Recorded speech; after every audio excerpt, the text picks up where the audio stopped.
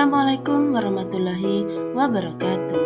Perkenalkan, saya Eka Natalia Kristina, calon guru penggerak angkatan 10 Kabupaten Banyuwangi. Dalam video kali ini, saya akan menyampaikan hasil analisa yang saya lakukan setelah melakukan wawancara kepada dua kepala sekolah, yaitu Kepala Sekolah SMP Negeri 3 Banyuwangi dan Kepala Sekolah SMP Negeri 3 Kalipuro. Dalam pendidikan guru penggerak ini, saya dibersamai oleh dua orang yang luar biasa, yaitu Ibu Yulia Irawati sebagai fasilitator saya dan Bapak Nurul Hidayat sebagai pengajar praktik.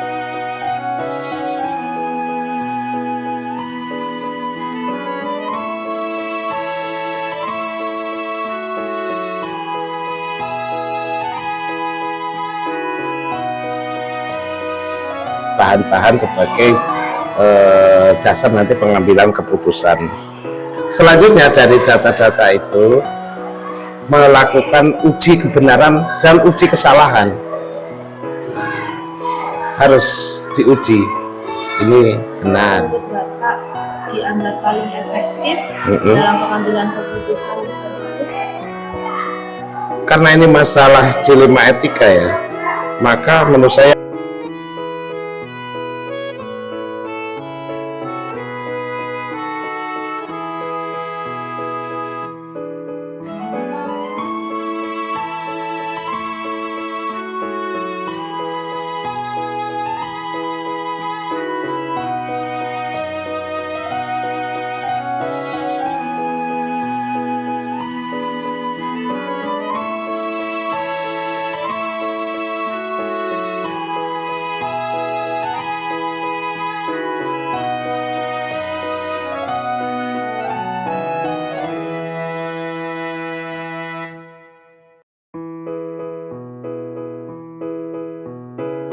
Tadi kan untuk mengambil keputusan terkait regulasi dengan rasa kasihan.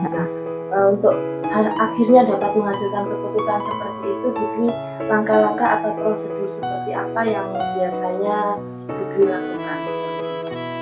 Ya sama aja, Bu.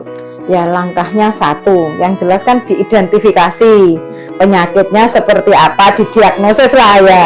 Didiagnosis, dicari akar masalahnya di mana.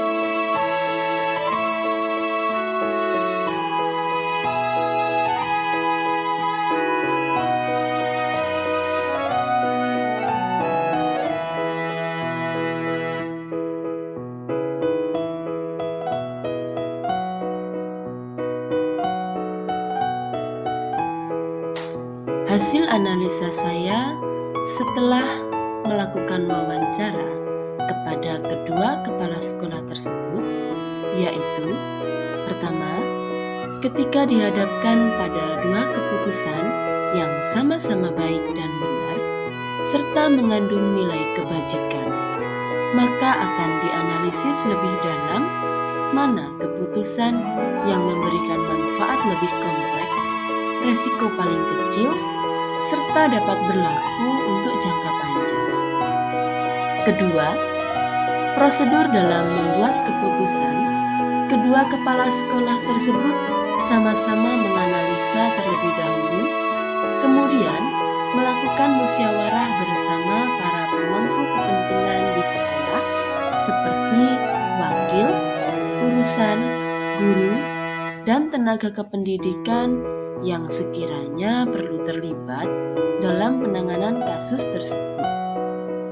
Ketiga, hal efektif yang dapat mendukung pengambilan keputusan dari kedua kepala sekolah memiliki pandangan yang sama, yaitu terlebih dahulu menyamakan visi misi dalam memahami serta membuat tujuan dalam menyelesaikan kasus tersebut.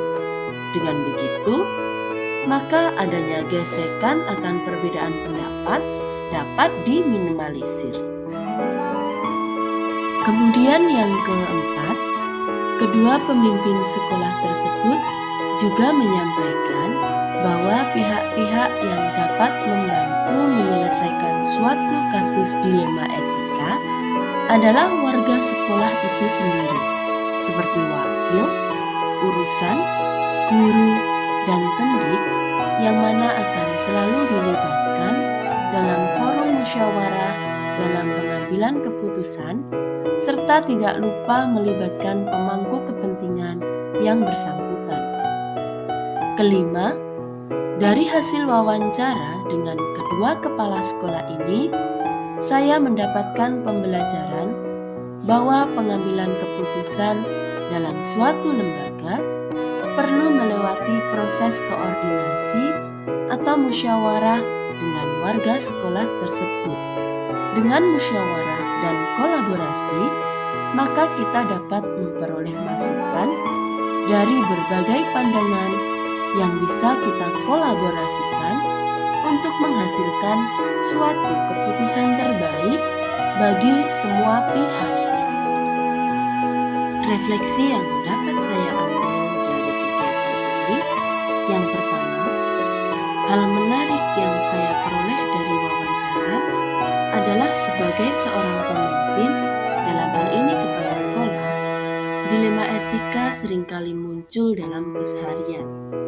Dilema tersebut bisa terjadi antara kepentingan sekolah dengan guru, kepentingan antar guru, kepentingan guru dengan murid, bahkan kepentingan sekolah dengan lembaga pendidikan lainnya. Dalam menyelesaikan kasus demikian, kompetensi kita dalam menganalisis sangat diperlukan. Hal ini perlu terus dilatih seiring berjalannya waktu. Yang kedua, dari paparan kedua kepala sekolah tersebut terkait paradigma dilema etika, saya melihat yang disampaikan oleh Bapak Holili dalam pengambilan keputusan pada kasus dilema etika adalah menggunakan 3 prinsip resolusi, yaitu berpikir berbasis hasil akhir, berorientasi pada aturan yang benar, dan mengutamakan rasa peduli, kebajikan, dan sisi kemanusiaan. Selain itu juga memperhatikan dampak jangka panjang. Sedangkan Ibu Dwi menyampaikan bahwa dalam pengambilan keputusan harus selalu berkolaborasi bersama pemangku kepentingan terkait dan rekan guru, waka, dan juga urusan. Selanjutnya yang ketiga, kedua penanggung jawab sekolah tersebut sama-sama menerapkan prinsip berpikir berbasis rasa peduli, di mana dengan rasa kepedulian mereka baik terhadap kondisi sekolah, guru, dan murid harus diseimbangkan sehingga kondisi sekolah maupun pembelajaran dapat berjalan dengan optimal. Keempat, dari 9 langkah pengujian, saya mengamati secara garis besar kedua kepala sekolah telah memahami dan melaksanakan semua langkah tersebut, walaupun tidak secara prosedural seperti yang saya pelajari. Bahkan, opsi trilema dan refleksi juga selalu muncul dalam setiap pengambilan keputusan. Kelima, perbedaan dari langkah yang mereka ambil adalah dari segi kecepatan. Bapak Holili lebih mengutamakan keefektifan dan efisiensi proses pengambilan keputusan. Sedangkan Ibu Dwi menekankan bahwa cepat atau lambat tidak bisa menjadi ukuran dalam menyelesaikan kasus, karena setiap kasus memiliki urgensi dan kompleksitasnya sendiri.